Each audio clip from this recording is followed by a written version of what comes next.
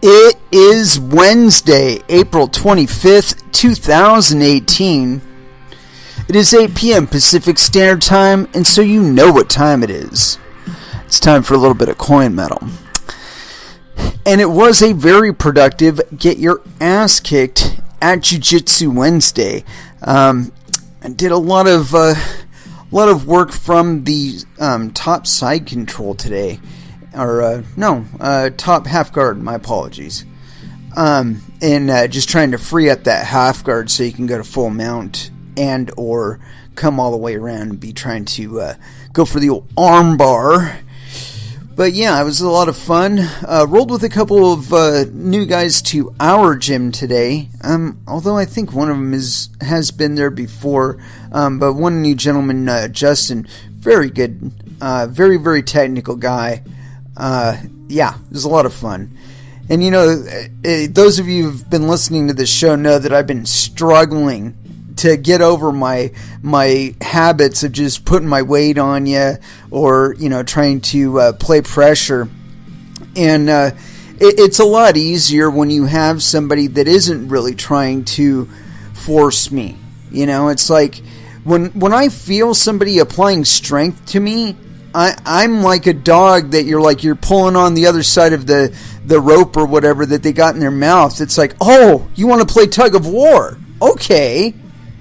And I'm sorry, dude. If you're smaller than me and you're playing tug of war with me, you're going to lose that battle. It's just going to happen. You know, and it's not because I'm bigger or stronger. It's because you're not trying to apply your technique.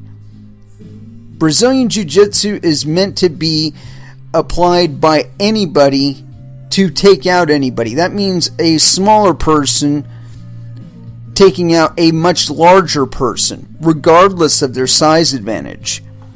And if you've watched any of those Gracie in action videos, you see them apply this principle over and over and over again.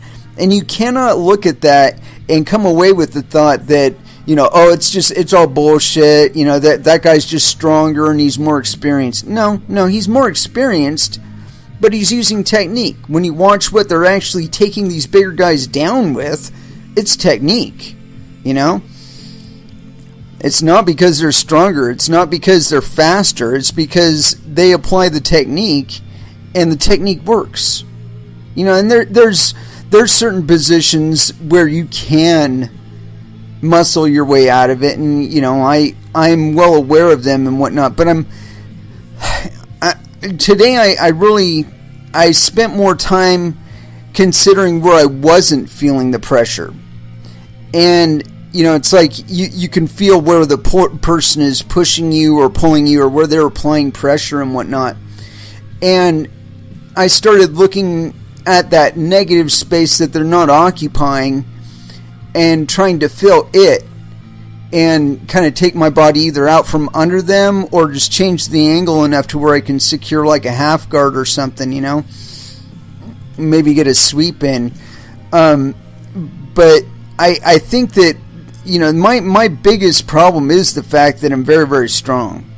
I used to throw, what do you call those things? The riding lawnmowers. I used to throw those things, and I mean not literally like pick it up and throw it, but I mean unbox it without without having to do a few things. And one of the ways I would do that is by lifting it up on one side, and I used to do all kinds of weird shit to get them out of the boxes, but it included lifting them. And that wasn't too much of a difficulty for me, although I did find that a lot of my coworkers had difficulty understanding physics, and so it was a little more difficult for them to lift it. You know, they'd be trying to lift it with their backs or their arms or some shit like that, instead of trying to lift it with their legs, which are way stronger than your arms or your back. But like I said, I was trying to spend more time readjusting the pressure to where I could escape out from under it, you know, so like shrimping, trying to get up on my side, trying not to flatten out at all, And that is like my biggest challenge at this point, is just keeping my shoulders off the ground. You know, I mean, because like there's something in my head that's like, oh, okay, you got my shoulders flat. I'm gonna try and do this, or I'm trying to do that to get out of it. Not, I got to keep my shoulders off the ground. You know, I got to keep my shoulder blades off the ground. And that, like I said, that's been a really, really tough thing for me to remember to do, is try and keep my shoulder blades off the ground. Because I'll tell you what, once they get that pressure on you, both your shoulder blades are on the ground, it's a lot harder to get out from under them than if you can keep up on one side. That's just all there is to it. Anyway, let's go ahead and throw down with our first dance for the evening. And you know, I hadn't even picked up anything or picked out anything, so here it is. Prong Interbeing. First dance here on Coin Metal. And that was Ministry with Punch in the Face. That's a good thing to receive every once in a while. Just a punch or a kick in the face to kind of remind you it is possible, and it doesn't feel good. Yeah, as a matter of fact, today I accidentally popped my my training partner in the face. We were doing this thing from the what is it? Side control.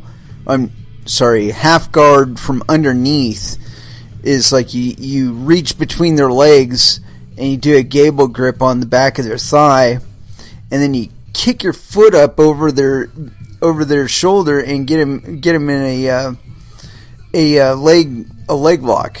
And he put his face forward when I was bringing my foot up, and it happens, man. It happens. You know, we aren't doing ballet. I was terribly sorry. I really felt bad.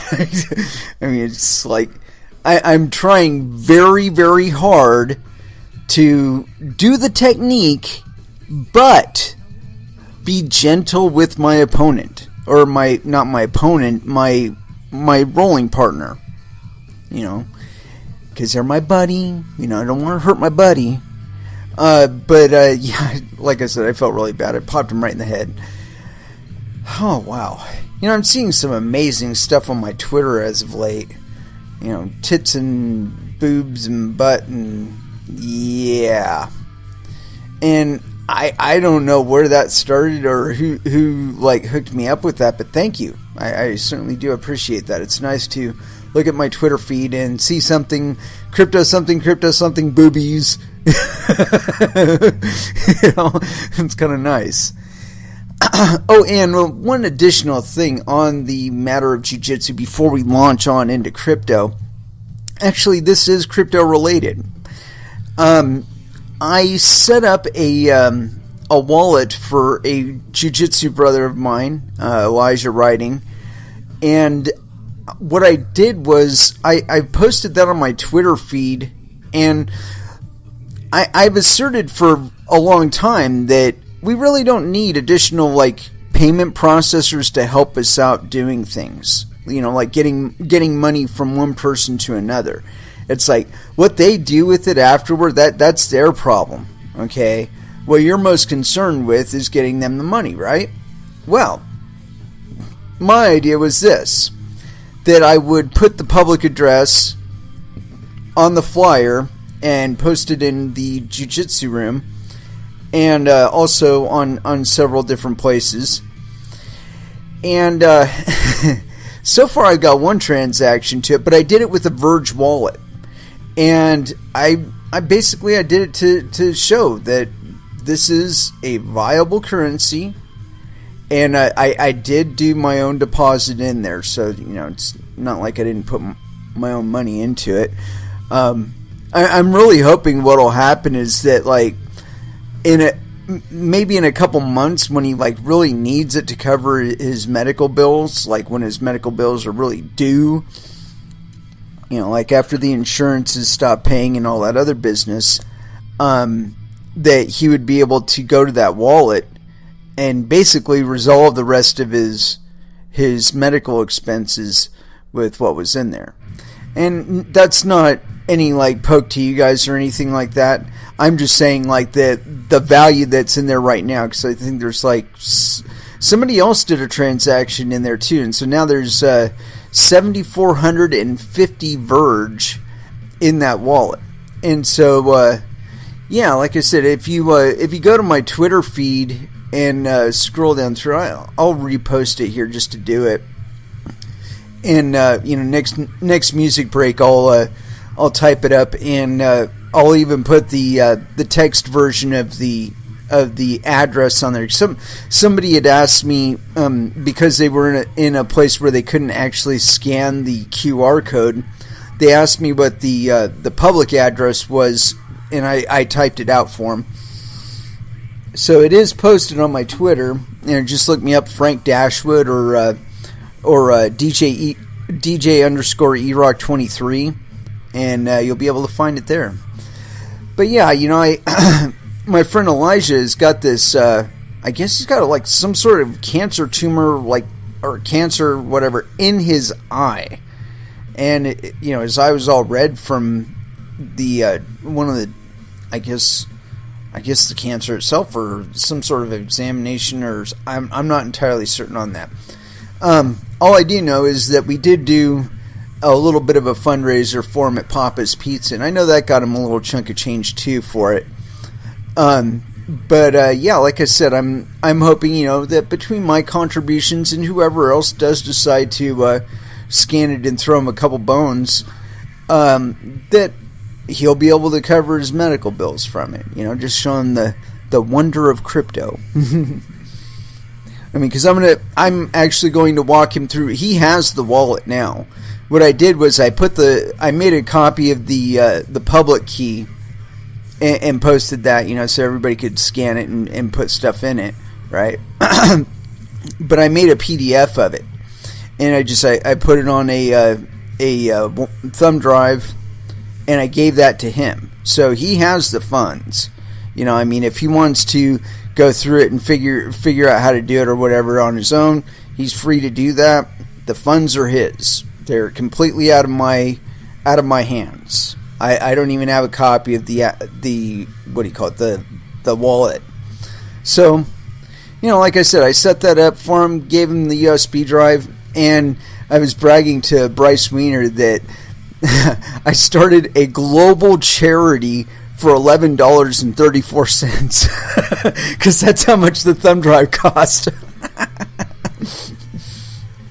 I mean, the wonder of cryptocurrencies, and I mean the fact that somebody sent one, other than me, somebody sent money to that address. I was just tickled pink, man. I mean, because that to me is what crypto is all about, is that we don't need to ask permission to do this shit. You just fucking do it. I mean, there's no custodial issues because he's got the fucking wallet. He's got possession of the private keys. All I did was post the public key up. All I did was make the thing for him and say, "Here, have this. This is some money." But now how that might affect his future, I can't tell. But the last time I gave somebody a significant amount of Verge, I can't get tired of telling this story. See, back in the day, in the IRC channel for Verge, we had these bots that they would assign you a wallet address. They would assign you a wallet, and you could accumulate Verge in it by people raining it and tipping you in Verge by using the tip bot. And so I had given this guy 50,000 Verge, and this was a long time ago. I mean, a long time ago. I think at the time Verge was worth like 3 Satoshis. And I mean, like 2 years ago, I gave this to him. So he finds the fucking wallet while trying to clean up a hard drive or something like that. He wasn't specific as to how he found the wallet, but he found the wallet and it had 50,000 Verge in it at a time when Verge, it was during the last spike that he was telling me about this, that he sold those coins for over 2,000 Satoshis apiece. I mean, and that made us, and according to him, it made a significant difference in his life at that time that he really fucking needed the money. And I mean, that just, I can't get tired of telling that story because it was entirely unintentional. The guy walked away with like, I don't know, it was 5 figures. No, not 5 figures. 4 figures. It was a significant amount of fucking money to just have laying around. You know, it's like $5,000 to $10,000 just fucking laying around. And like, you know, could you imagine that? You're in a tough spot financially. The fucking rent's due. You just got your phone bill. The water bill came. You know, the water bill's late. You know, you got like a late fee on that already. You got a zero balance in your bank account. You're driving your fucking vehicle on vapors to and from work. And all of a sudden you find this fucking wallet with 50,000 Virgin in it. I mean, you know, that's I can't imagine how that would have just like, well, actually I can. My own life changed that way just by crypto, but I mean, and I'm like the worst fucking trader in the universe, man. I swear to Christ, I am the worst fucking trader. Why? Because I read my Twitter feed and people are talking all about how much money they're making doing this and which coin they're fucking making money on. And I'm missing out on all this shit, right? You know, it's like, they're telling me after the fact, you know, and I look at the chart, it's like, oh, yep, that's over. That was done yesterday. And so it's like I said, I'm like the worst. I don't do pump groups or any of that other crap. I got my own way of trading. And it's semi-effective, but I know I could be making so much fucking more money. There just seems to be way more in the money out there that I could be making that I'm not making because I'm not making the right calls. So, you know, but I accept that about my trading technique. You know, I'm not out to make $1 bajillion. I'm just out to improve my own lifestyle. You know, it's like if I can cover ops and buy a thing or two I want. I mean, I'm not all that, you know, needy. You know, I get more satisfaction from doing things, you know, than having things. It's like I love going out in my fucking garden. I've never imagined myself as a fucking gardener or a planter of anything, but I love going out there and tending that and building it, and I love it. You know, but that's something that I actually worked to be able to do. I didn't, nobody gave me that shit. I had to do the old Luke Skywalker and Yoda thing. And I mean, I'll tell you what, the place that I was training at, it looked like fucking Dagobah. I mean, there's like one raw spot, and that's where the whole planting and all that other business went on. It was all legal. I was helping a medical card guy, a cancer survivor, with his grow, and I'll tell you what, it was a fucking education, and everything I know as far as how to grow cannabis and all that, it's all from that, man. But let me tell you, it was definitely the Luke Skywalker and Yoda experience. You know, I mean, if you can imagine 16 hours being up to your knees in fucking green fan leaves and shit, and just your eyes are crossing from fucking pulling big leaves. It's insanity, kids. Insanity. I don't recommend it, but it is a learning experience. Anywho, let's get into some fucking crypto stuff, because I got a ton of shit here. And this one, now we've already seen how this one plays out. Okay, we've already seen how this plays out in Venezuela. As some of you may recall who listen to the show on a regular basis, we covered a story about Venezuelan police more or less illegally seizing Bitcoin mining hardware from Venezuelan residents, or citizens rather, and setting the shit up at home and mining themselves. And what motivated the authorship of this article is the fact that because this shit was happening, the miners got smart, and they're like, okay, we're just going to set up a mining rig in a desktop, and we're going to mine altcoins with it. and the heat signature and whatnot isn't there. The electricity use is a little bit higher than usual, but if the cops ever come, it's like, dude, that's my gaming box. I'm playing Fortnite right now. Fuck you. You know, I need the 3 fucking video cards in there. I need that. You got to go away. Thank you very much. You're messing with my gameplay, dude. And as soon as the cop is gone, it's like, okay, is he out of the driveway? All right, let's get back to mining Ethereum. And that's what happened, because that's survival for those fuckers there. They are literally using their Bitcoin and their Ethereum to buy shit through Amazon by having people in Bolivia buy it for them in their currency.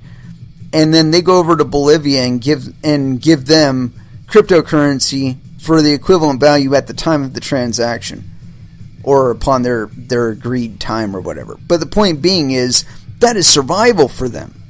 You know, when they can't go and buy foodstuffs with the bolivars because they need a goddamn wheelbarrow to carry all of them, that they'll need to do casual shopping at the market, if there's anything there. And they're circumventing all of that shit with the power of crypto. But like I said, the soliloquy, we're not quite down that road yet with regard to the story that I'm about to disclose here. But I guarantee you, as I am speaking to you right now, sometime, if this trend continues, at some time in the near future, we will hear about Chinese officials or Chinese police using this gear to mine themselves. And so here we go. This one's on CNBC, CNBC.com. Police in Chinese cities seize 600 computers used to mine Bitcoin. And this was published 22 hours ago on Reuters. And we should be giving them credit by reading it off of their website, but we're not. Continuing on. Police in the North China city of Taizhen confiscated 600 computers used to mine Bitcoin cryptocurrency after the local power grid operator reported abnormal electricity usage. Xinhua reported Wednesday. 8 high-power fans were also seized, said Xinhua. My apologies on the pronunciation there, sir, or ma'am. Said, quoting local police, and added that it was the, quote, largest power theft case in recent years.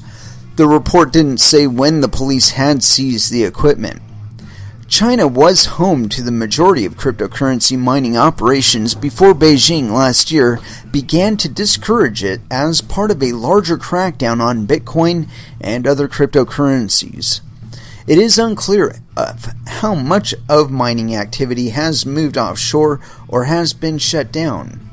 Reuters reported in January that China's central bank told a top-level government internet finance group that the monetary authority can tell local governments to regulate the power usage of Bitcoin miners to gradually reduce the scale of their production.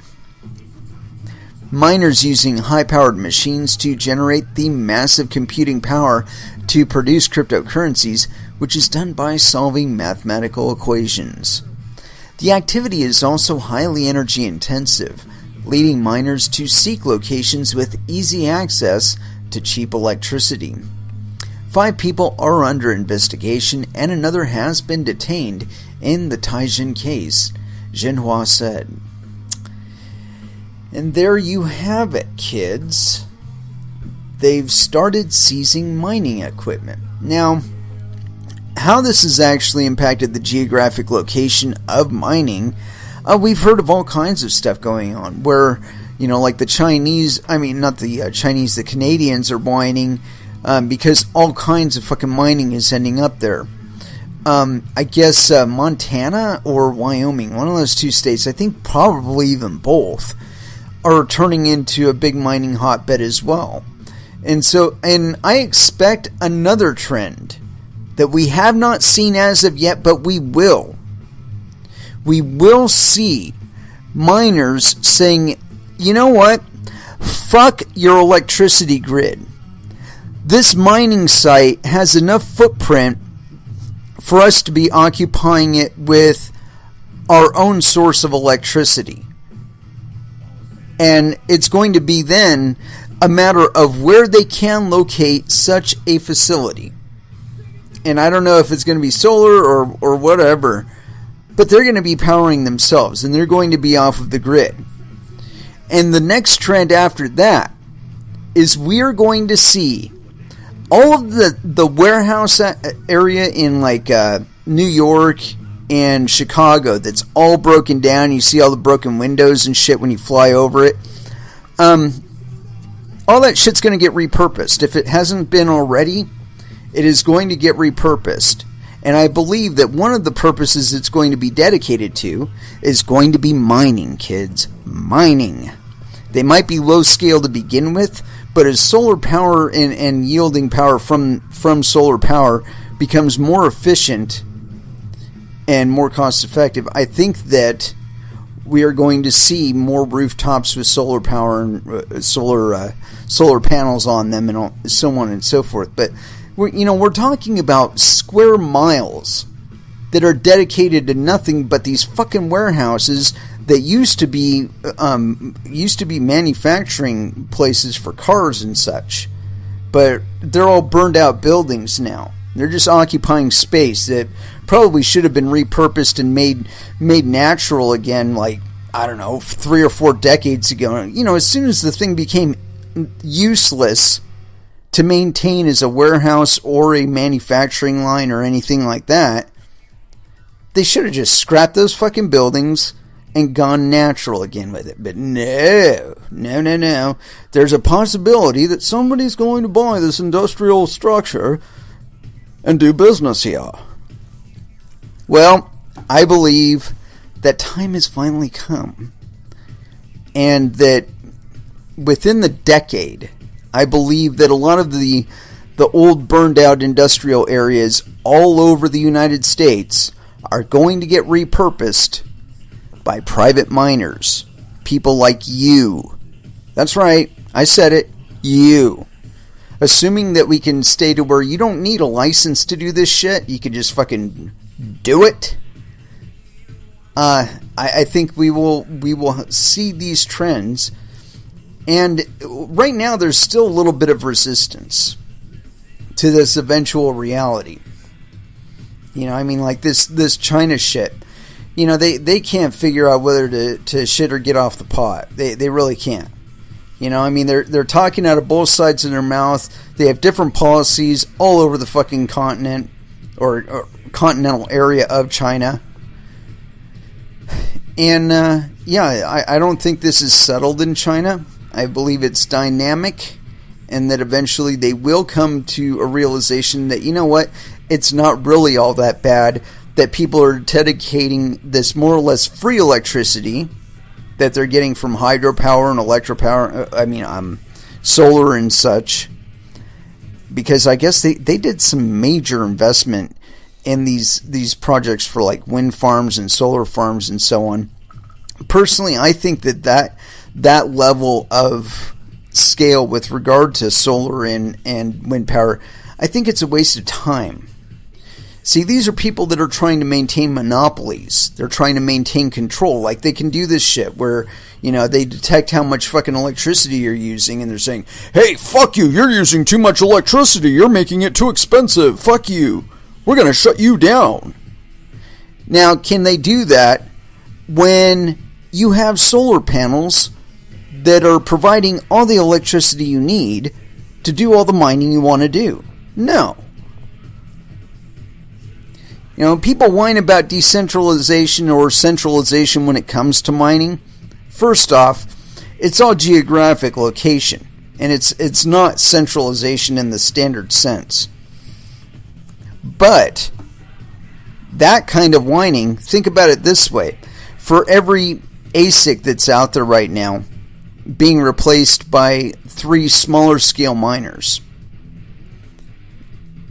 I think that's going to be one of the things that drives this movement that I'm talking about, that we will have more investment in mining by people like you and me, that more people will be getting into mining as time goes on. And I think this is the scale issue that can be resolved. With greater distribution of participants, I think that we can set up redundancies and make it a little easier to do things on chain without the necessity of a third party, like they're trying to push Bitcoin's transaction processing into. But yeah, I will not be surprised if in the not so distant future we hear about Chinese police or other officials getting busted mining in their own homes or on their own property with the confiscated mining gear. And I mean, I think you can take that one to the bank. And that before long, the Chinese people will be seeing this hypocrisy, and they'll be like, hey, yo, the fuck, Chuck? Make up your mind. Either you're going to mine with our gear, or you're going to make it complete, and you're going to keep this legal for us to do. One of the two. But we're not going to put up with this shit where you just gank our gear and mine with it. We'll start using cryptocurrencies that you aren't mining, and their value will go up, and you'll be the only one mining the other coin. And because we aren't transacting on that network, you're not making any transaction fees on it. Somebody else is. Haha, fuck you. Go back to square one. This is not going to stop, kids. This is like 4-dimensional chess, and it's not going to stop. I can almost guarantee you that with this kind of thing going on, that more of the mining will move away from China, just like they want it to. But that's also going to the Bitcoin mining will continue, though. It will just go somewhere else, somewhere more amenable, somewhere who doesn't really give a fuck and isn't trying to strangle their people to death monetarily. And like I said, that's just going to make mining more profitable to do. And before you know it, they're going to end up mining themselves. And again, I think they're going to end up running it into the wall. I was just talking to a friend of mine in jiu-jitsu about this, Gabriel. Very, very technical guy, by the way. Terribly, terribly technical. Anyway, we were just talking about it, and we were talking about blockchains. And I was telling him, I go, cryptocurrencies are going to save the world. And then I told him that how you can actually lie to a blockchain. And I told him, I go, if you own all of the nodes, nobody outside of your network can tell that you're lying to your blockchain, or that you're editing it to make the lies valid. This is why everybody who wants a copy has a copy of the Bitcoin blockchain, is so that they can check the veracity of the transactions themselves without having to rely on somebody else to tell them. Now that goes away when all of the mining is done in your house. If all of the mining is done in your house, you can tell the rest of the world whatever the fuck you want about your network. You can be like Tether or the Federal Reserve and say, oh yeah, there's X amount of Federal Reserve notes out there, or there's X amount of Tether out there. You can just deal with that. You got to trust that I don't have 8 billion Tether or 8 billion additional Federal Reserve notes that I intend to dump on the market at my leisure. You just got to trust that that's the case. That I don't have those coins. I don't have those notes. And I'm not going to dump on you. Everything will be fine. You'll have your dollar parity either way. But again, that's the trust model. That's what we're trying to get away from with Bitcoin. Anyway, I got one more article before we break into our next music break. And I gotta love John McAfee. I was tweeting with him earlier today, or later yesterday, or something like that. And yeah, I still think he's a cool guy. A lot of people have varying opinions. Somebody had said he was a dick, and I said, well, one man's dick is another man's Cheney. And if you think about that, you'll figure it out. Anyway, I got this article here on Coin Central. John McAfee thinks it's time for Jamie Dimon to surrender. In the face of ever-increasing adoption, expanded mining activity, and a new period of rising prices, McAfee clearly believes Dimon's efforts to kill off Bitcoin and the cryptocurrency movement have failed. I agree. After clashing with him on national news back in September, when he called Bitcoin a fraud, his opinion of Dimon does not seem to have improved. McAfee took to Twitter with strong words for the JP Morgan Chase CEO. Quote, to Jamie Dimon, as the brains of the banking/government plot to end crypto, you lied. You took our credit cards and bank accounts. You made governments shut down exchanges and restrict us. You hurt us. But clearly we live. We cannot be stopped. Ready to talk terms of surrender?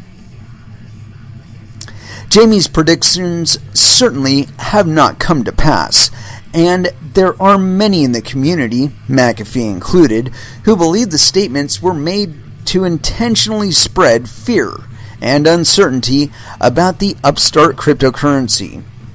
In spite of seeing a massive price spike and subsequent fall in late December going into January, Bitcoin has proved to be anti-fragile and has begun to pick up steam again.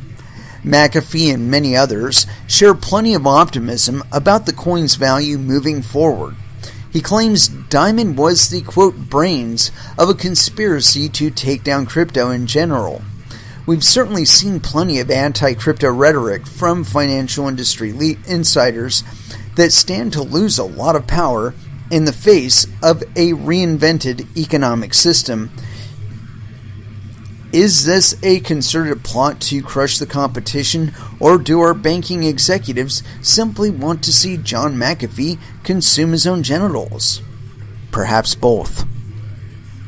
Arguably, the constant deluge of negative opinions works to keep the excitement levels down, leading to more organic growth. However, it may serve to keep financially conservative or risk-averse citizens out of the market, while early adopters and those with higher risk tolerance accumulate crypto wealth. How this will shake out in the long run, only time will tell. For now, at least, it seems Bitcoin isn't going anywhere. And that's not exactly true. It's actually gone through about well, let's figure it out. It kind of bottomed out around like 6,000, and currently it's at 88.75, and recently it was tempting the shit out of 10,000. So I don't know what the author. Oh shit! I forgot to give attribution. This was authored on April 24th, 2018 by James Risberg. So clearly, yes. Penis. But yeah, I think McAfee's correct on this one, that it is about time for Jamie Dimon to hand over the sword and surrender. I don't know.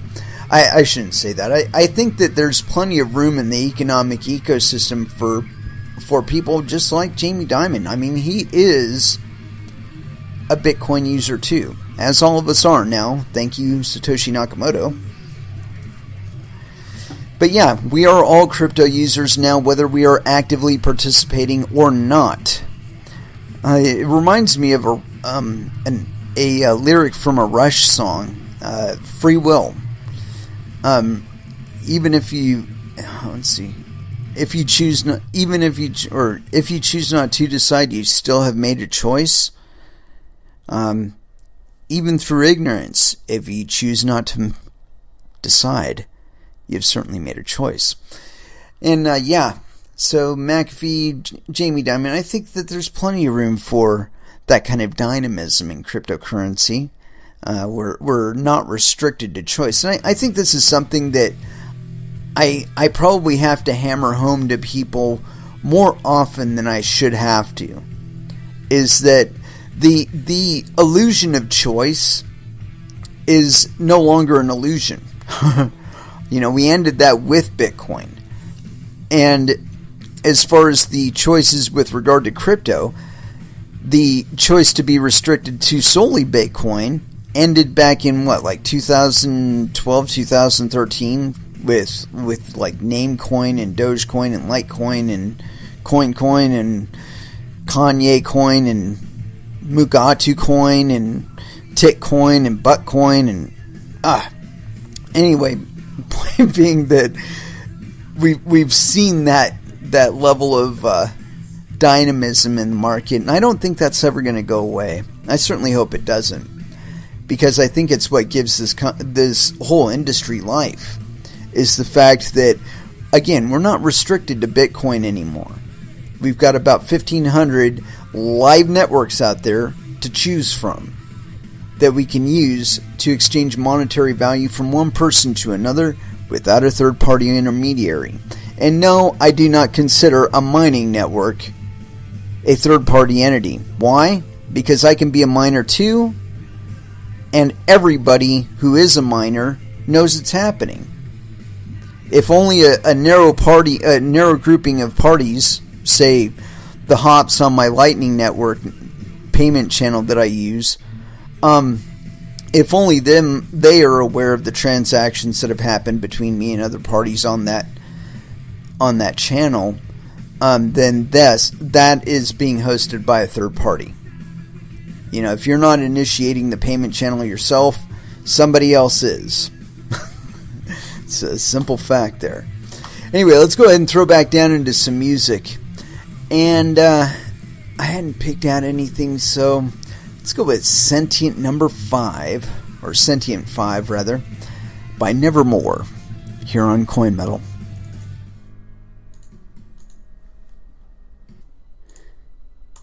And that was Helmet with Unsung.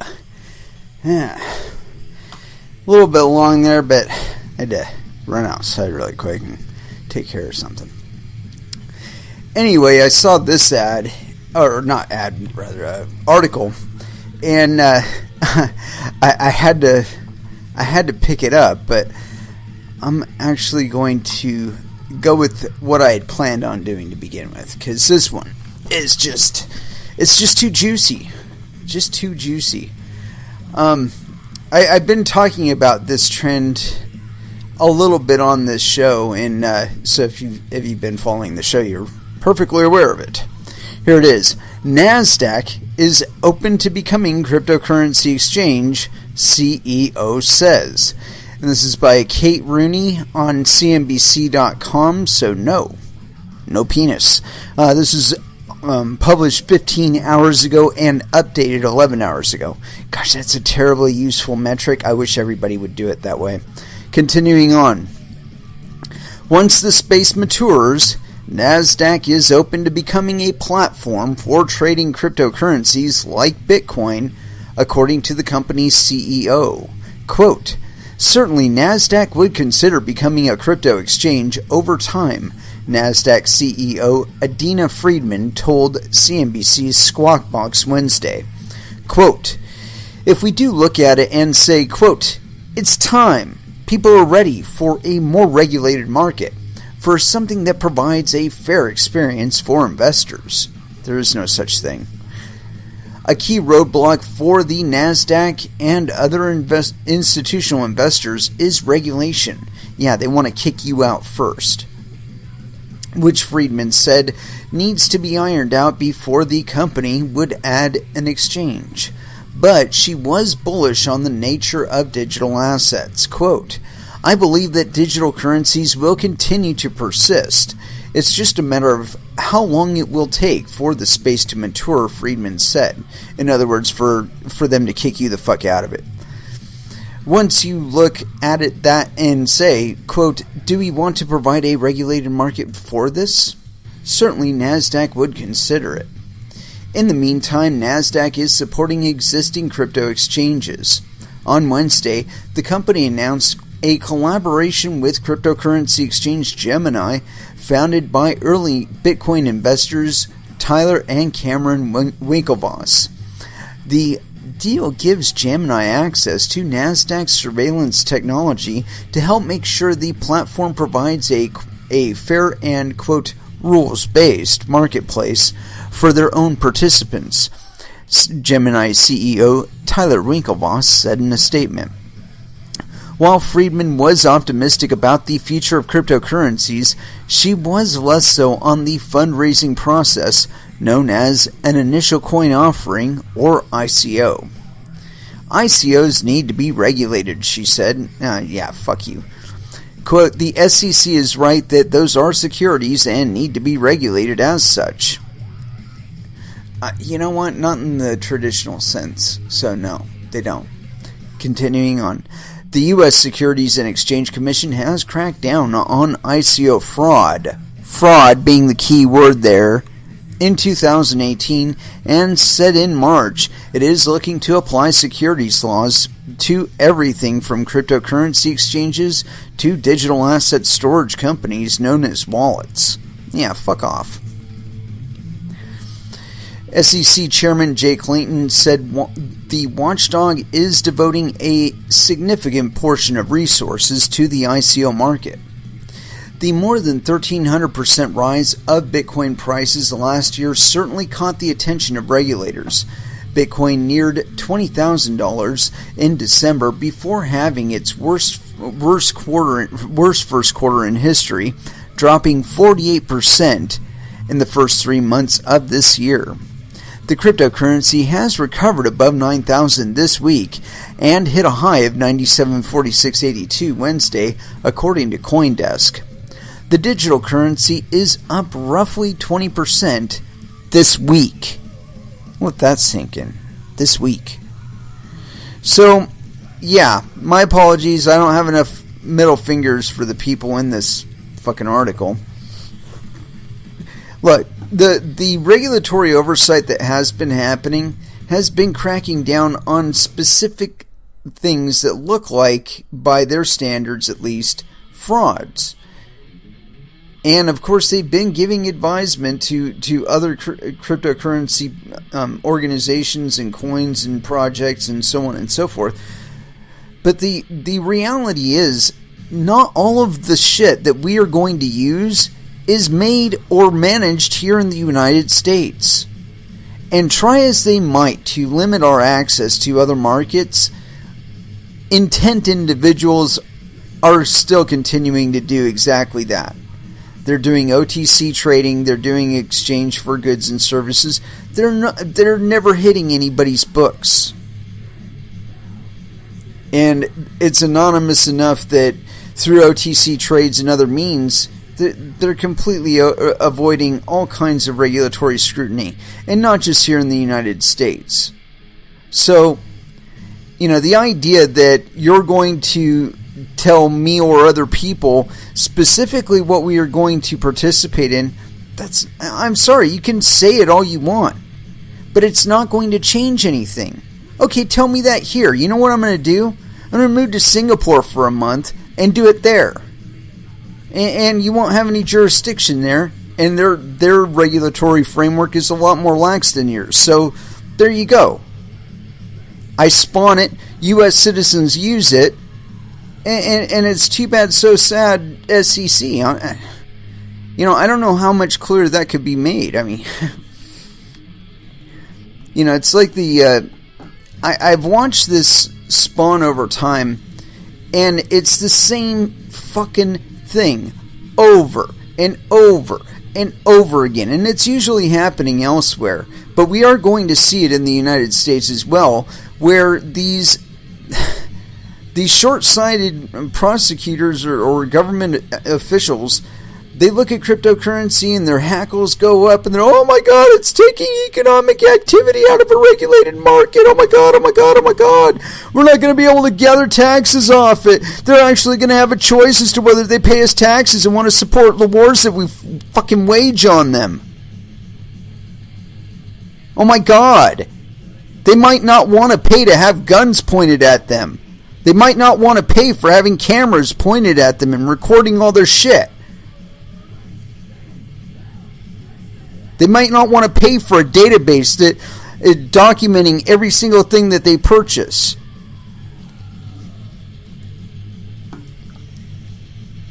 They might be looking around them and seeing that all of the money that's gathered from them in taxes is not really improving their lifestyle any. And they might opt to not pay it. And that is not a failure on their part.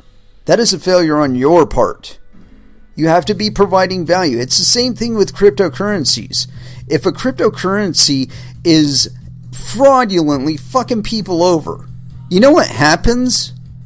And the SEC and the CFTC and all those other organizations that are eyeballing cryptocurrencies and wanting to hammer down or knuckle down on them cannot be any more effective than what happens when one of these fraudsters and buttfuckers or whatever starts fucking people here in the cryptosphere.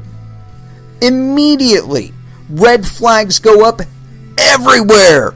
All over fucking Reddit. All over Facebook. All over Twitter. All over Telegram. All over fucking Discord. And all of them. People who are intent and are invested in this shit have a fucking interest in it. Have a personal stake in it. Whether it's because they're a miner or they're a software engineer that's doing blockchain shit or whatever, they have a personal stake in this stuff. It affects their fucking lifestyles if the project they are working on goes fraudulent. Because all of a sudden they're stained with the fucking association. So, we watch ourselves. Where, somebody says, oh, I'm going to make an ICO and I'm going to, a lot of people just shy away from wanting to be involved in it. As a matter of fact, they probably have a major deficit of developers, and that's probably holding up some projects right now. Because they never had a quote-unquote project to begin with. Some of them, all they had was a fucking white paper, not even a goddamn PowerPoint presentation or a POC or anything. So, when this shit happens, we notify one another. Because it's like, we don't want to see our friends get wrecked. I don't want to see any of you guys get wrecked. I mean, if I read about a fucking crypto scam, I report it on this show. Because I want you to fucking know about it. I don't want you to throw your money at it. I don't want you to lose money. I want you to have a positive experience here in the crypto sphere. I want you in on it. And it doesn't benefit me to direct you in a way that defrauds you and makes me look bad. So, I call it like I see it. And I'm pretty fucking honest about it. But the point being that we are going to see this. This is just a process of the digestive process of Bitcoin and cryptocurrencies at large as they subsume the entire global economy. And this idea that it's going to be all on one blockchain, it's all going to be happening on one network, and all the miners are going to be mining this one. No. That was gone back in 2012, 2013 when the first altcoin was hatched. But in that sense, we are living in a kind of an anarchy. And I told this to Bryce Wiener earlier today that I really believe that some state of anarchy is absolutely necessary in cryptocurrencies. These regulatory people, like I was saying earlier, invariably it's like Catholic priests and the accusation of homosexuality. It's like, that they're usually the or not Catholic priests, but just like really religious people, the ones that speak most loudly out against homosexuality or whatever, they always get fucking caught with transsexual hookers and homosexual partners and all this other shit. It invariably happens. It always fucking happens. So usually the regulators that are shouting the loudest about let's hammer down on cryptocurrencies and whatnot, whether they know it or not at the time they say this shit, they themselves are heavily invested in cryptocurrencies. And it's usually just like an off the cuff comment, and everybody takes it really seriously because it's a regulator saying it. But invariably, what we find out is these people themselves are in crypto up to their asshole. They're either minors, their daughter's involved in it, their son's involved in it. Somebody in their direct family, in their direct funding line, is deriving their funds from cryptocurrencies, and all of a sudden they say to themselves, oh shit, hold on, wait a minute now, I got to get elected in a couple years, and I need to fund that campaign. And just looking at Bitcoin, it went up over $20,000, or damn near $20,000 in December, from $1,000 in November. That could be a significant boodle that I might be able to call upon if maybe I'm a little bit soft on this whole regulation business. Maybe I kind of, shuffle it off to the corner of my desk and not really, pay attention to it. Maybe speak loudly about it when somebody asks me directly, but otherwise I'm going to, not touch it with a fucking 10-foot pole, because I don't want to draw attention to the fact that Nancy Sue or Billy Joe or Jimmy Joe or somebody in my direct funding line that could directly impact how much money I have available for my re-election campaign might be affected by any kind of regulatory pressure I put on them, and then they will not be so happy about me coming to them and saying, hey dude, got a little bit of money for my re-election campaign? They're going to look at me and tell me to fuck off. Hey asshole, you nuked my ability to make money. I was unemployed before crypto, and then you slammed down with all this regulation, and now I can't even write code without a fucking license. And fuck you. I don't have any money to give you now. Of course, they'll be mining something else that they're not telling the congressperson or senator or president or whoever about. But that's neither here nor there. But like I said, they're not going to be all that happy about it when you start coming to them with your fucking hand out saying, hey, got some money? I need some money for my re-election campaign. No, you stood in the way of crypto. Fuck you. I don't give a fuck if you're re-elected. As a matter of fact, I want you the fuck out of office. I don't like what you have to say about cryptocurrencies. This is my lifestyle. That has an impact, kids. We're seeing it with fucking guns. Yeti spoke up and said, oh, we don't support guns and blah, blah, blah. And look at them now. They're getting dumped from outdoor stores. Because it's, fuck you, Yeti. You shouldn't have jack shit to say about what guns I have. Or what guns I can purchase. Fuck you. You don't defend my home. You don't live in my home. You don't even live in my neighborhood, likely.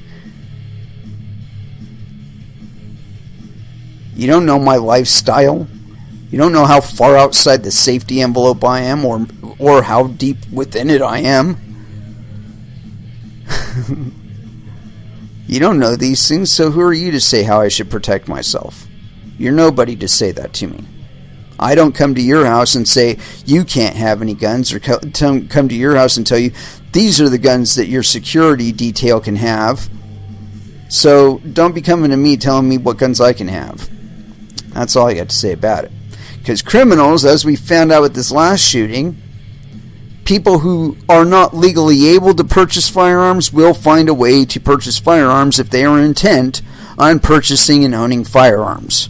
This is something we've known for a long time, but have, for some fucking reason, refused to come to terms with. And it will not matter if you repeal the Second Amendment and try to confiscate all of the guns in the United States right now, registered and unregistered. you are going to be playing whack-a-mole. Everywhere you invade, somebody else will make the guns, and after you leave, they will buy those guns, and then they will have guns again, and you will have to fight them again if you have not killed them the first time. It's like you can't eliminate the gun from the imagination of man, and there's a lot of fucking machinists out there that are more than happy to help out somebody who is a gun enthusiast because they themselves are gun enthusiasts. You know what I mean? And on top of that, you got shit like Cody with his ghost gunner. Fuck you. Defense distributed ghost gunner. Somebody has one of those. Now they can crank out all the goddamn lower units they want. And there you go. That's one of the most significant parts of the AR-15. Of course, there's the barrel and other parts, but you can get those things at fucking Walmart. You can't get lowers at Walmart, but you can configure the lowers however you want in your own ghost gunner. So now you want to tell me in a reality where that exists, where that is out in the wild already, that people already own those and are using them. You want to tell me that you're going to eliminate guns in that kind of universe where I can just walk down the street and gather up a bunch of aluminum cans, smelt them down to a big old chunk of metal, throw it in my ghost gunner, and crank out a goddamn lower unit? Sure, it's not going to be like an Armalite or anything like that, but you know, it might make it through a few magazines of ammo, and that might be all that's necessary for it. But the point is, you aren't going to eliminate guns. You aren't going to eliminate people owning guns. So just get the fuck out of the way. More people own guns, more people are afraid of somebody getting shot or shooting at them. You know, it's like people that do these mass shootings, they do them in places where they are not afraid or they are least likely to encounter somebody who is armed and who can respond in kind with return fire. That's why they do school shootings and other quote-unquote gun-free zones. Yeah, gun-free zone just means the people that would save your ass don't have a fucking gun.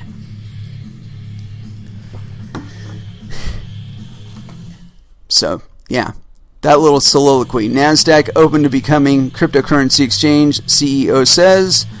It's a certainty. It was always a certainty as soon as cryptocurrencies became exchangeable for US dollars. And yeah, that's pretty much a done deal. But they're not the only people doing it. Or making this, considering or actually making this transition. And as a matter of fact, I believe the NASDAQ will be making this transition probably within the year, if not within next year. But this is not just some line item on their possibilities of direction. This is actually on their roadmap. I would wager 100% it is on their roadmap for the next 2 years. But this is why. This is on Cointelegraph.com. And while this party in and of themselves might not be the catalyst, it is going to be following this direction. And this one is by Anna Alexander, and supposedly it was authored 25 minutes ago, but let's reload that just to check and verify. 5 hours ago. Had to do it. Anyway, continuing on. Germany's securities trading bank reportedly becomes first in country to trade crypto. Interesting. VPE, Wertpapier Handelsbank, AG, VPE, a German securities trading bank, has partnered with Berlin-based technology company Solaris Bank to launch a cryptocurrency trading service for international investors, according to a VPE press release April 25th. And they give us a link, so we're going to right-click on it and see if it gives us a more cohesive article. And yeah, well, it's kind of direct, but let's check and verify what no, it's longer than this. Fuck that. Alright, so we're going to go to the original source, the VPE Bank, and this is news provided by VPE. And I'm not going to read the whole work paper, blah blah blah. Munich and Berlin, April 25th, 2018, PR Newswire. Securities trading bank VPE has launched the first cryptocurrency trading service for institutional investors in Germany, expanding its brokerage offering. VPE has launched regulated cryptocurrency trading services for institutional investors. VPE offers best-in-class technology and possesses a license from a German financial regulator, BaFin, Bundesanstalt für blah blah blah. I'm sorry, I'm terrible at German and I'm not going to read it. To offer its customers secure and regulated cryptocurrency trading services. Cryptocurrencies such as Bitcoin, Litecoin, Ethereum, and others have become a promising asset class in recent years. To date, trading digital tokens has been restricted to crypto exchanges and online marketplaces. We are pleased to be the first German bank to offer our customers cryptocurrency trading services, said Katharina Strensky, Public Relations Manager at VPE. As a securities trading bank, VPE has an impressive trading track record and has access to the appropriate networks and digital requirements, or technical requirements rather, for processing individual transactions. VPE also meets all necessary KYC, Know Your Customer, and AML, anti-money laundering requirements.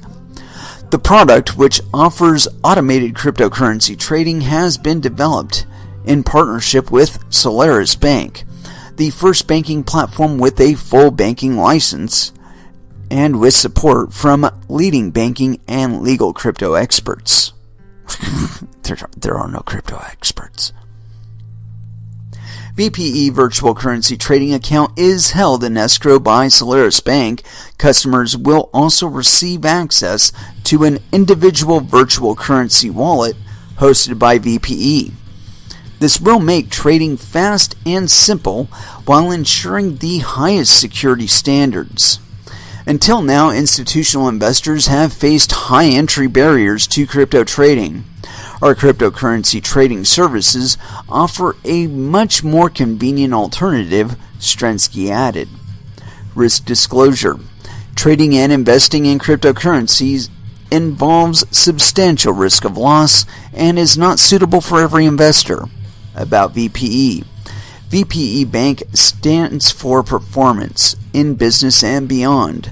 Working closely with competent partners, we follow clear guidelines and assess outcomes closely to create added value together.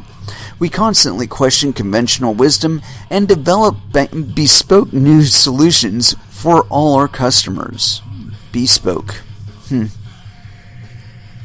We've committed to creating lasting value for our customers, shareholders, and partners. Our mission gives our business model a clear focus.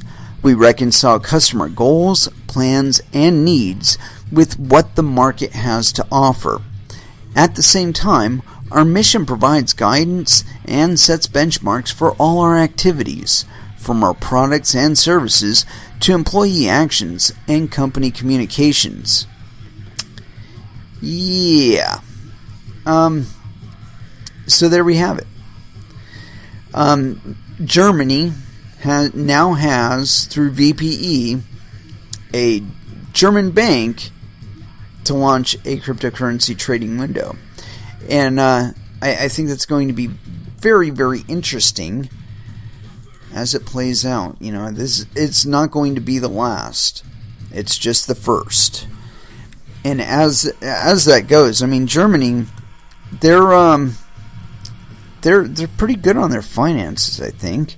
They more or less run the EU, so I don't know. I think that kind of thing will give some additional legitimacy for institutional investors. But you know, it's kind of like this thing with Bitcoin Cash and its release date. Apparently Coinbase was having a lot of difficulty determining when and how they were going to actually implement support for Bitcoin Cash, and whether or not they actually would. At the outset they didn't, and they waited and waited and waited and waited and made their customers wait in a significant period of time before they were actually able to trade Bitcoin Cash on their platform. Well, because of this like 2 to 4 month delay, I can't remember how much it was, but it was a significant amount of time from previous to the availability of, the availability of Bitcoin Cash on other exchanges pretty much started on August 2nd. You know, it's like August 1st, the corn happened. The fork happened, and then the corn, the fork happened, and then from there, as soon as it was apparent that the fork actually happened, that it had mining support, the exchanges that were planning on offering it started offering it. Coinbase lagged, and now I guess that there's some sort of lawsuit in consideration, which honestly, on its face, has absolutely no merit. There's a suggestion that Coinbase was trading Bitcoin Cash on their own, and they probably were as far as like individuals, but they weren't doing it on Coinbase. They were doing it on other exchanges. You know, this whole insider trading bullshit, it's just that. It's fucking bullshit. You know, they finally got into Bitcoin Cash when it was obvious that doing so would be profitable for them. You know, they charge you those flat rate transaction fees even on Bitcoin Cash, and Bitcoin Cash is a teeny tinieth by comparison to regular Bitcoin transactions. So why the fuck am I paying this huge fee for it by comparison to the miner fee? If somebody wanted to bring a lawsuit to Coinbase, I would argue that's it. Is that these people are charging exorbitant fees for transactions that would be much cheaper if Coinbase were not actually involved at all. But there is an accusation again that they did this insider trading bullshit, and it's exactly that. You know, if there were no other exchanges that were providing Bitcoin Cash to Bitcoin trading pairs, then they would have a case. But they don't have a case because up to 2 months previous to Coinbase actually adopting it, people had been able to trade it on other cryptocurrency exchanges. So, this whole concern about insider trading, fuck yourself.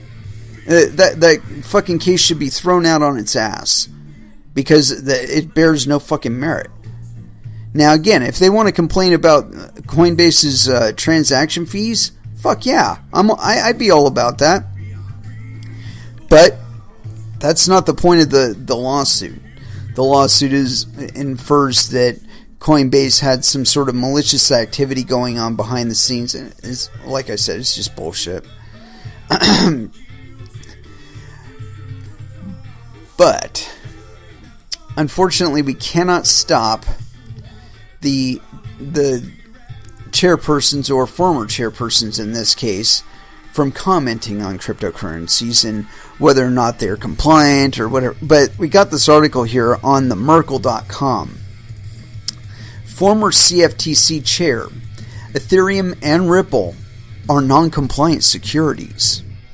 Now, I've made this assertion with regard to Ripple because I read this article, I think like a week ago or so, where Ripple was saying, oh, we need to end the Wild West and we need to bring in regulation and whatnot. And I'm like, dude, you're the last fucking people in the world that should be asking for any kind of regulatory oversight, because what you're doing breaks so many fucking regulatory guidelines that already exist and laws that already exist that we've read on this show, as a matter of fact. That, again, the last thing you want is regulatory scrutiny, because as soon as it comes down on you, R3 will dissolve. All of your institutional support, it will go away. They will sell the fuck out of their Ripple, and they will get the fuck out. They'll be like, dude, give me my money. So long and thanks for all the fish. and that'll probably be the end of Ripple. But anyway, continuing on. This is on the Merkle. And yeah, here we go. ETH and XRP trading illegally. The man who was in charge of the CFTC from 2009 to 2014 weighed in on one of the most controversial topics in the crypto industry in recent times, a possible foreshadow of the looming SEC decision on how to categorize cryptocurrencies. Ethereum and Ripple are the two most valuable altcoins in today's market, with a combined value of $97 billion at the time of writing. The categorization of Ether and XRP as securities would have great consequences on not just the two cryptos, but given their significance on the crypto community as a whole. To begin with, this would render it illegal for Americans to trade these cryptos on many crypto exchanges that currently offer them. No, it wouldn't. It would just... Yeah, never mind. Continuing. This would drive the demand down by a great margin. No, it wouldn't. It would just shift it to the fucking OTC market. And the price of these cryptos would naturally take a huge hit. Yeah, only because the institutional investors would go away and it'd be another 5 years before they came back. But they would come back. With the crypto markets being very speculative, such news might also have the secondary effect of causing panic among most investors, which would drive them to dump their cryptos in panic, further worsening the situation. While Genster's opinion should not be taken lightly, it is in no way a definitive foreshadow of the SEC's decision on the categorization of cryptos, and their decision would be wholly irrelevant. Anyway, continuing. The SEC and CFTC have been working on coming up with a comprehensive regulatory framework for the crypto industry. No, I don't know why they would bother. Including whether or not to categorize cryptos as securities. You can categorize all the fuck you want. It won't matter. It will not matter. You can try and ban American traders. It will not matter. They will do it somewhere else. I mean, New York fucking proved this. I don't know how much better demonstration that you need than trying to issue like bit license level regulatory frameworks on the cryptocurrency cryptosphere. It's not going to fucking work. All you're going to do is keep yourself from earning more money. Continuing on. Gensler also explained that Bitcoin might not be destined for the same fate.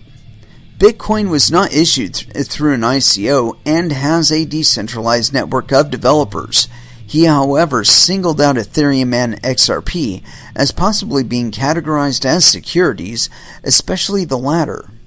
With Ripple holding most of the nodes in its network, its decentralization has been called into question by many, and I still do, by the way. I've been fucking raided by Ripple bots trying to tell me that fucking Ripple was decentralized. Ripple is not decentralized. They own most of the fucking network. It is centralized, and there is a company in ownership. Therefore, it is centralized. Continuing on. Its decentralization has been called into question by many, and this may be one of the reasons why Gensler singled it out. Definitely not a security. Both Ripple's and Ethereum's communities have appealed to the SEC to not categorize them as securities. Less than a week ago, reports emerged that a group of lawyers and other experts from Andreessen Horowitz and Union Square Ventures had jointly pleaded with the SEC not to categorize Ethereum as a security. The group, which goes by the name Venture Capital Working Group, argued that Ethereum has become so decentralized that it shouldn't be considered a security. Ripple's chief market strategist and former Bloomberg tech reporter Corey Johnson expressed his belief that XRP isn't a security in an interview with CNBC. Quote, "We are absolutely not a security. We don't meet the standards for what a security is based on the history of court law." The Times report also indicated that Gensler is currently working at MIT, where he will teach about the potential of blockchain technology. what a fucking waste of time. He is particularly keen to indulge in discussions on the interaction of cryptos with regulation, viewing 2018 as the year when most crypto projects will need to figure out how to come into compliance with U.S. securities laws. I think you're absolutely incorrect, sir. I think that the SEC will make a bunch of noise, then one of their administrators or one of their head people will say, hey, a lot of my money comes from cryptocurrencies, so I'm not for this regulation. Or they might not say it that way, but they might kind of like debate it away. But the point being is, it will go to the back burner, it will go to the corner of the desk, it will not be addressed. As soon as they start receiving hate mail from people concerning the regulatory frameworks that they're considering imposing on this space, they'll just shut the fuck up. And I'm sorry to be so coarse about it, but that's about how it's gone. They talk, and even if they do get just a teeny tiny into regulation, they're immediately considering it a stupid fucking idea shortly thereafter. The NYDFS did that to New York. Do you want to see it happen in the United States? Because it'll fucking happen in the United States, where all of the shit that you can monitor, that you can intervene in, which isn't really all that much in the greater cryptosphere, all of that will go away. All of your handle points that you could have gripped onto if the market matured enough on its own to where we could actually see a position for the CFTC or the SEC in the regulatory framework action of us. There might be some sort of utility. But as far as I can tell, there really isn't. Like I said, we use Twitter, we use social media, we use other forms of communication to warn one another about projects. And that little blind spot between, reality and what is communicated to others will go away, but also all the comms between one another that you can actually monitor.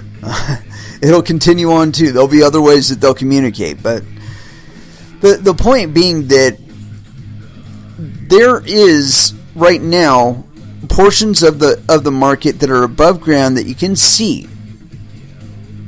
You want it that way, because then you can see it benefiting you. Now, if you try to regulate it, only the points that you can see will be things that you can actually regulate. And I know some would argue that's pretty much all of the internet, but I'm telling you, I'm here to tell you that the only record of the transactions that I've made to that fund that I told you about, the only evidence that it actually happened is the fact that I'm talking about it and the fact that I posted evidence of it online. Now, nobody knows where the coins are right now. I don't know where the coins are right now. You can fucking waterboard me until the cows come home. I can't tell you where the coins are because I don't know where the coins are. I gave them to the guy that I intended to give them to. And for all you know, it's not even Elijah. Although I did say earlier in the episode it was. But I could have been lying. You don't know. And with that differential between what you can affect and what you can't, really, I would just not worry about it. Because eventually you are going to have direct communication with us. You are going to have interface with us. It'll be the same level as everybody else, but you will. Whether it's because you're currently involved in cryptocurrency or because you are in the future, it's going to happen. You are going to get involved. Anyway, let's go ahead and throw it down with a little more music. And I hadn't picked anything. I'm digging the Powerman 5000 going on in the background, and I have not played any tonight, so that is who we are going to play. And if I can get to the song, where is it? There it is. Bombshell by Powerman 5000 here on Coin Metal. And that was All Hail the New Flesh by Strapping Young Lad. Damn it, I really love this song. I should have let it play through. God damn it. Urgh! Oh well. Not this time. Maybe later on. Maybe for our last dance. Somebody was fucking with me in the Telegram. He's like, banned for spamming, because I post the titles and whatnot of all the songs that I play on the radio station in the Telegram chat. So anyway, I got a couple other articles that I really wanted to go through, and yeah, why not? This one here is on Cointelegraph by Aaron Wood. So yes, clearly penis. Spanish BBVA becomes first global bank to issue loan using blockchain. Banco Bilbao. There we go. Vizcaya Argentaria, BBVA. So that's what we're going to call them from now on. Became the first global bank to issue a loan using blockchain technology. FT reports on April 25th. We're going to go and right-click that bad boy. The Spanish multinational bank said it conducted the entire loan process from the negotiation of terms to the signing on a mutually distributed ledger that informed both the bank and the borrower of the loan's progress. Using blockchain reportedly cut down the negotiation time for the $75 million euro loan from days to hours. BBVA called the process a significant advance in the exploitation of digital ledger technology. BBVA CEO Carlos Torres Villa said that the bank had, quote, several more transactions in the immediate pipeline, and that the bank would also be launching a pilot program with Spanish telecom corporation Indra. Indra has described itself as at the vanguard for blockchain applications. Blockchain has strong appeal in the sphere of corporate and syndicate loans, as corporate and syndicated lending is more complex than consumer lending. Records must be accessed by a wider range of individuals, Torres Villa said. Quote, blockchain can offer clear advantages for all sides in the corporate loan market in terms of efficiency, transparency, and security. It's another strong example of how disruptive technology can be used to add value to financial services, something that is central to our strategy. BBVA's pilot project will use a private blockchain for negotiating and completing the loan process, after which it will be registered and completed on the Ethereum public blockchain. BBVA is also developing blockchain applications for international trade, international lending, and foreign exchange. BBVA has enthusiastically adopted new technology and business models. It has invested in several... you bastard, you put an A in there. Shouldn't have modified in that. Invested in several new ventures, including Solaris Bank, who, as Cointelegraph reported today, worked to develop the first crypto trading desk at VPE Bank in Germany. And we reported on that earlier. And so, yeah, there you go. Further progress into the institutional sphere. And this one, I think, is more important. Although, I don't think that the private aspect of their quote-unquote blockchain will stay quiet and on their books only for long. And I think it's the ability to just launch the shit. Not go to the SEC on your fucking hands and knees and saying, sir, may I please try this transfer of several million euros to another party in another nation? No, they didn't have to ask shit. They said, you know what? This technology looks like we can use it, so there's no laws that say we can't, so let's go ahead and do it. As long as we do it that is compliant with our existing policies that we do have to comply with, who gives a fuck what we're doing? Eventually, it's going to end up on a public blockchain, and all the regulators in the world will be able to examine its progress without so much as having to ask us or call us or bug us about it at all. They'll just be able to see it. It's there. There you go.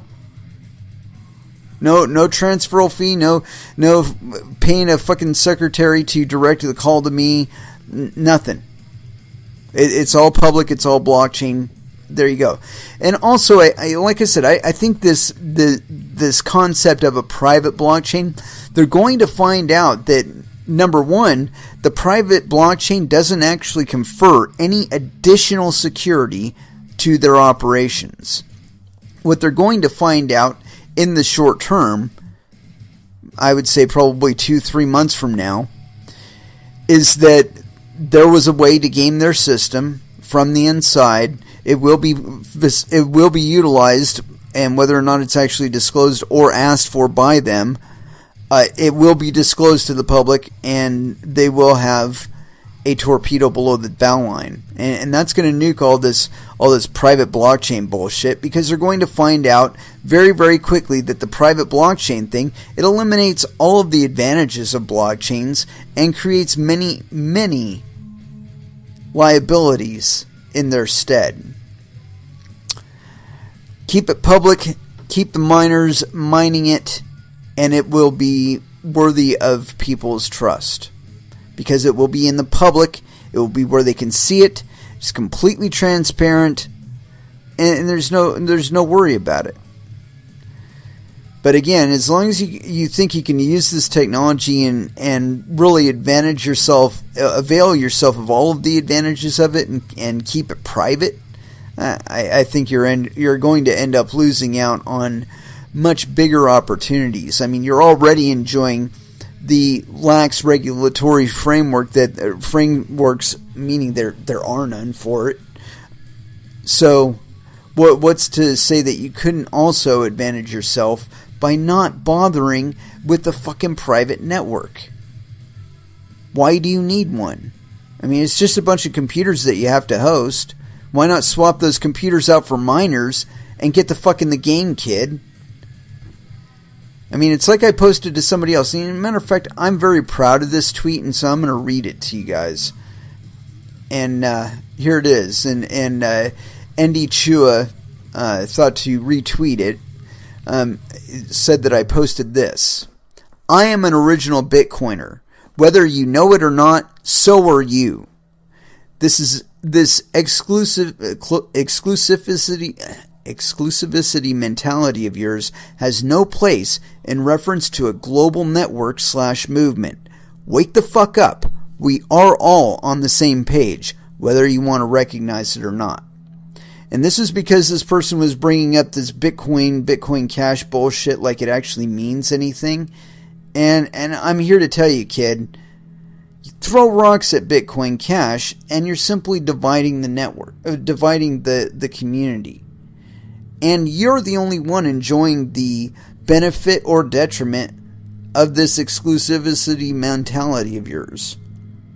The rest of us are not feeling the brunt of it. When I'm investing in Bitcoin Cash, I'm not suffering. When I'm investing in Bitcoin, I'm not suffering. And what I said there about whether you know it or not, you are an original Bitcoiner.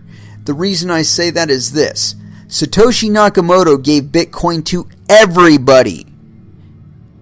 He didn't give it to fucking rulers. He didn't give it to techies. He didn't give it to nerds. He gave it to everybody. That means that whether you are actively participating in it or not, you are an original Bitcoiner. If you were alive in 2008, you are an original Bitcoiner. If you're alive right now and you were born after 2008, you're still a fucking original Bitcoiner, because Satoshi Nakamoto did not add an age limit to who should be participating in these markets and in this sphere. Please keep it in mind. Take it to heart. We're all OG Bitcoiners now. Thank you very, very much for listening. I certainly do appreciate the support. And it is time to wrap it up, kids. And as I've left myself so very little time for a last dance, it's going to have to be System of a Down bounce. Thank you again for listening. I will be back again on Friday at 8 p.m. Pacific Standard Time. And so until then, I want you all to trade safe, do your homework, and watch out for your own bunghole, because nobody else is going to do it for you. Thank you again, and you all have an excellent evening. Night.